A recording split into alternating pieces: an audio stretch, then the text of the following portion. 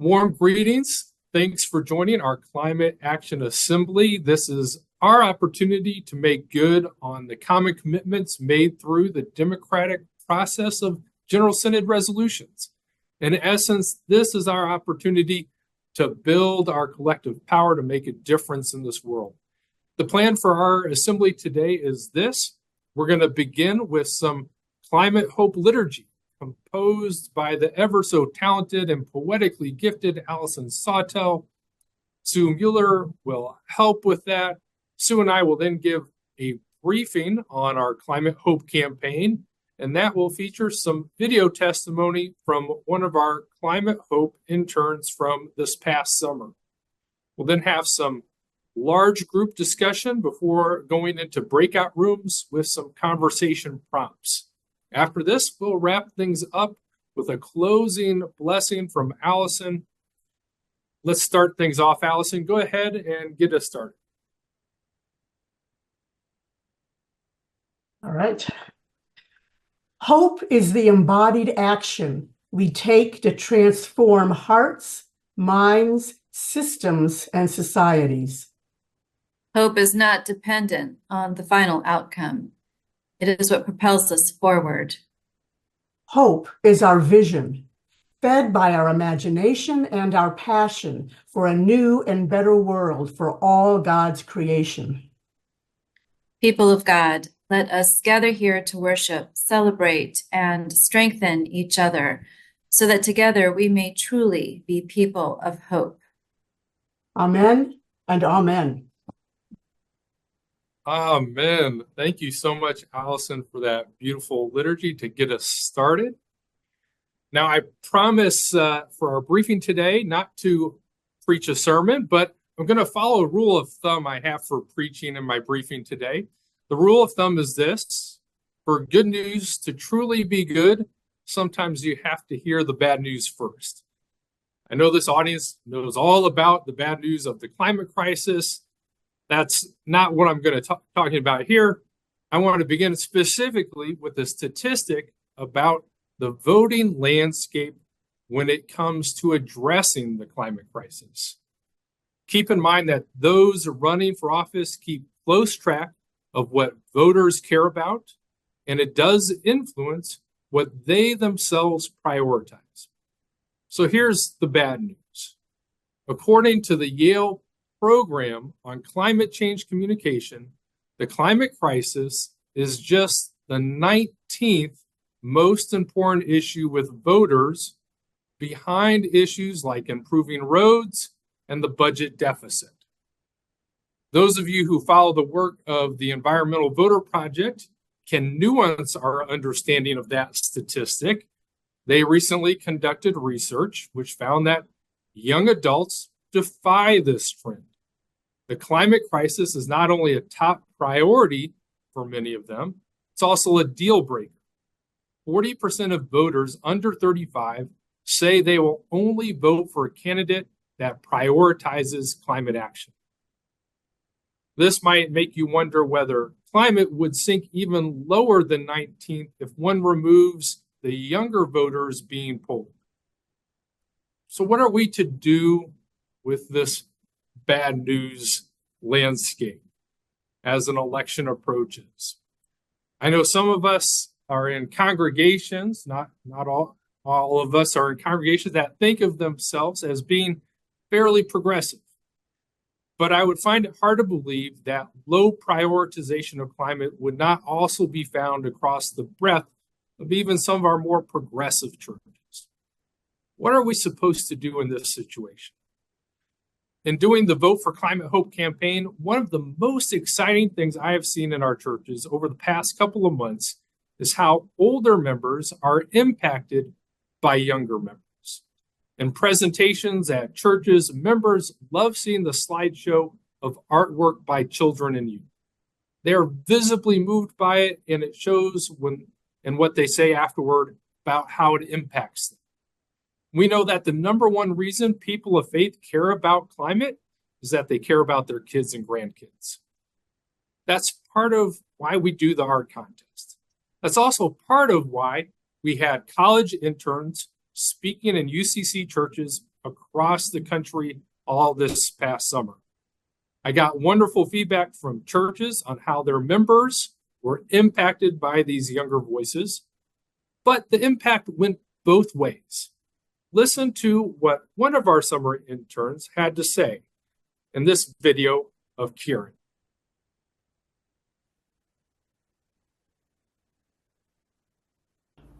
When I presented at my first church, I was a little nervous to bring up the topic of climate change because I wasn't in a very progressive part of town and the congregation was mostly older people. However, I did my presentation anyway, and I invited members of the church to see me after the service if they had any more questions about the Climate Hope campaign. To my surprise, many people came up to me after the service and thanked me for bringing up this topic at their church.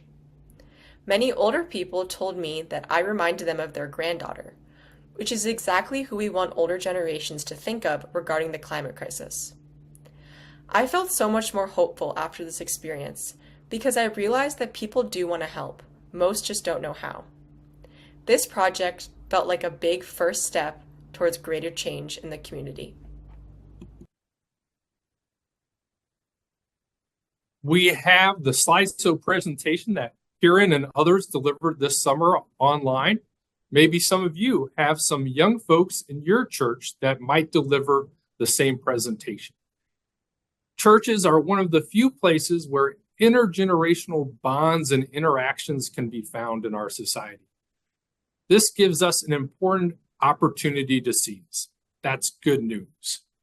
The Vote for Climate Hope campaign gives us some other unique opportunities. One opportunity is to reach out to people in one's church who might not otherwise vote. In every church I've been a part of, I can think of people by name who would benefit from a conversation on voting, if not simply because they might need a ride on election day, or because it's easy to let it fall off their packed to-do list at the last moment because no one encouraged them to vote by mail.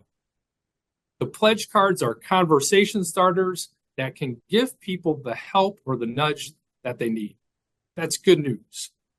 Another opportunity is to reach people outside of one's church, right?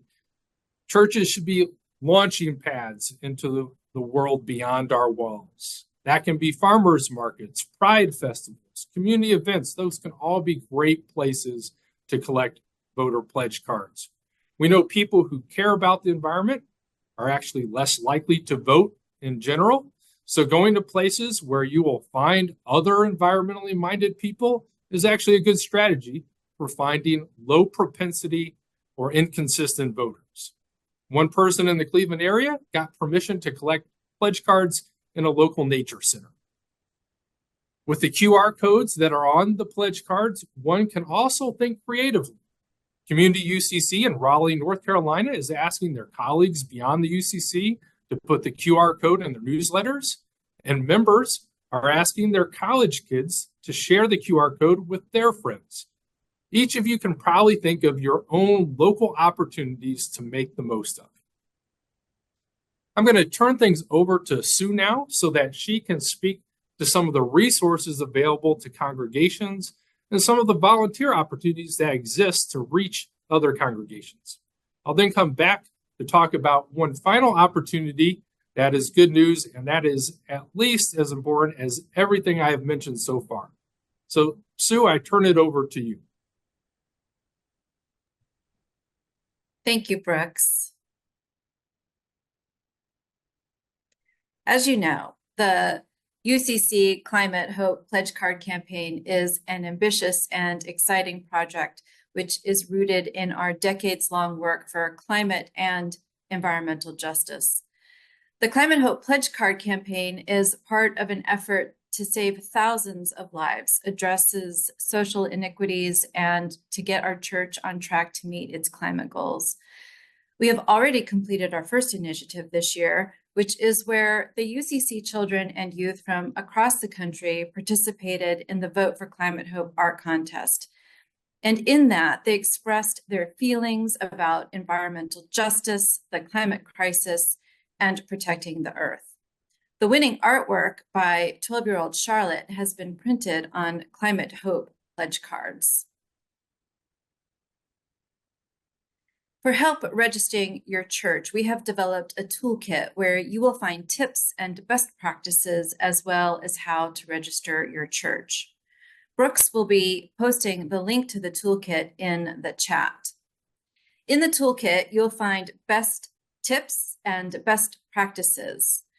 And in that are 5 ways that you can utilize the pledge cards in your church. First is collect pledge cards in your worship service. The second is to involve your children and youth. As Brooks already spoke to, adults listen to what kids have to say. 3, give your worship service a Climate Hope theme.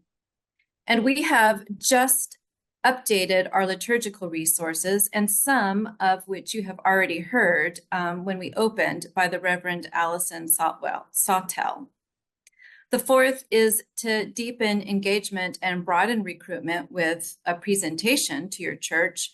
And 5th is to go out into the public to collect pledge cards. As you collect pledge cards, enter any contact information into the UCC data portal, which Brooks is also posting in the chat, along with the link to register your church.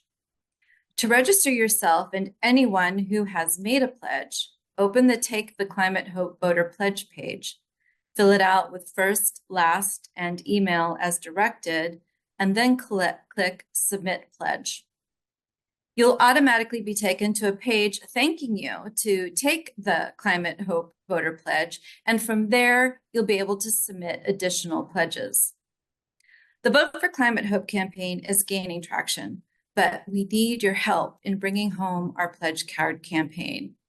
There are still UCC churches that have not signed up to participate in the campaign, and we are turning to you for help. We're asking volunteers to assist us by making phone calls and encouraging our churches to participate in the campaign. Having every church participate is a vital step in ensuring that our collective voice is widespread and strong. Would you help us by taking on this task? If so, you can contact me at muellers@ucc.org. Thanks so much. Brooks, back to you. All right, thank you, Sue.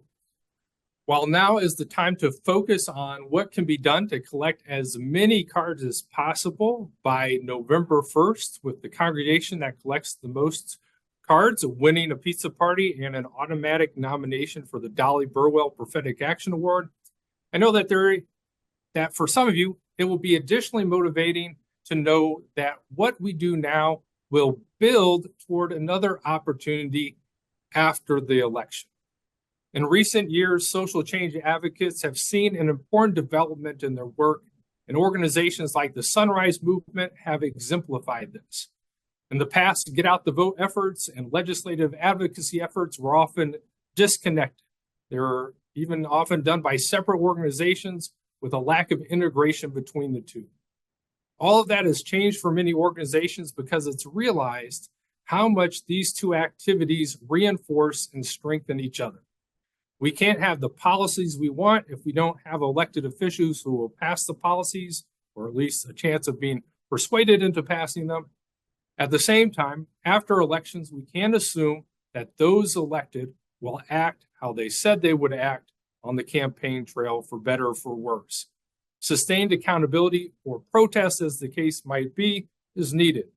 That's why we are going to encourage every church that's collecting cards to meet with their elected official after the election.